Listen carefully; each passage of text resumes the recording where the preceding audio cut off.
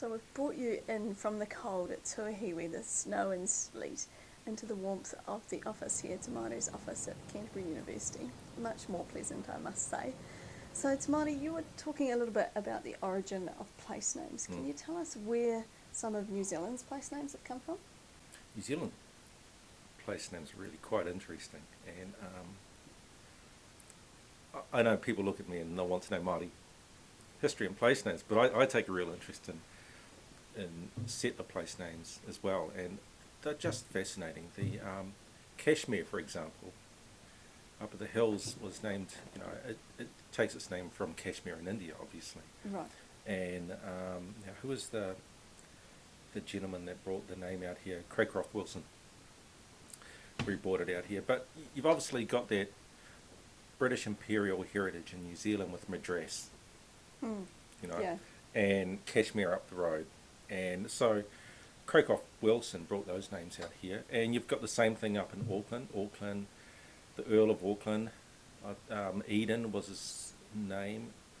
So Hobson named Auckland City after the Earl of Eden, who was one of the viceroys for India. But what that viceroy was really important for and known in history is he led the first British invasion into Afghanistan. Now, if you ever know that story, it's a fascinating story. So the Auckland takes its name from that, the Earl of Auckland, and Hobson named him. So we've got a lot of interesting place names around here. Kashmir here, and New Zealand, I think we're meant to pronounce it Zeeland, Right. which is sea land from a Dutch province, which is surrounded by the sea. And Google it, if your students Google it online, they'll see it's surrounded. It's worse than New Brighton. It's just It surrounded by the doesn't sea. really replicate our mountainous country here. No. So some of the Māori place names, where did they come from? Polynesia, right throughout the Pacific. So the South Island is, if you go right throughout the Pacific, most of those islands are hauled out of the ocean by Maui. So Maui just, Tonga, the Hawaiian Islands are all hauled out of the ocean by Maui. Same as Tonga and most of the other Pacific islands. But a good bunch of our place names come from French Polynesia, Tahiti. If you go right up to the top of Golden Bay, all of those place names around Golden Bay, Takaka, Parapara. There's a fascinating story in Ta'a in Tahiti, one of the islands in Tahiti. And that story, where there's a taniwha called Aiwhaaruai, and the story happens on Ta'a, and it's patrolling the area around Parapara, and a hero from Araura comes and kills the taniwha, and there's the place named Motu'ea as well. But of course, when you get up to Takaka Yeah. and Parapara, there's the story of the taniwha up there called Kaiwhakaruaki, and the hero who kills it comes from Araura in Tahiti, but it's obviously Arahura here. And all the action's around Motueka, which is Motu'ea in Tahiti. Right. So Okay. our ancestors really took the whole story, planted it straight here. But it's the same with one of the biggest mountain, I think, on the island is in Tahiti is Arohina.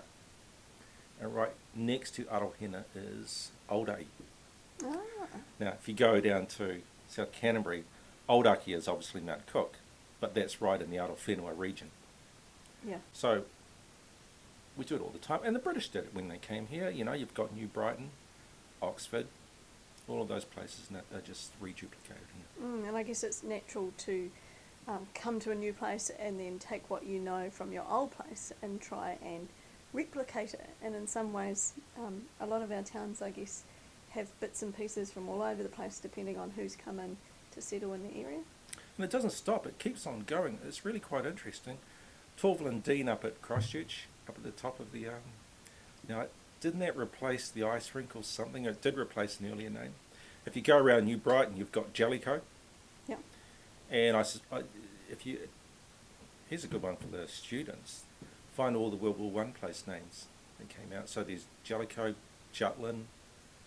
Jellicoe was the admiral for the Grand Fleet, the British Royal Navy. And there was the Battle of Jutland. Beatty, you'll find Beatty Ave next to Jellicoe in Christchurch, probably in Auckland as well.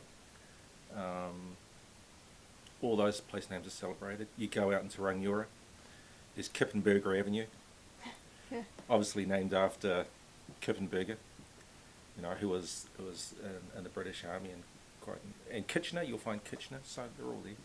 South African war place names are all around this country. Mm.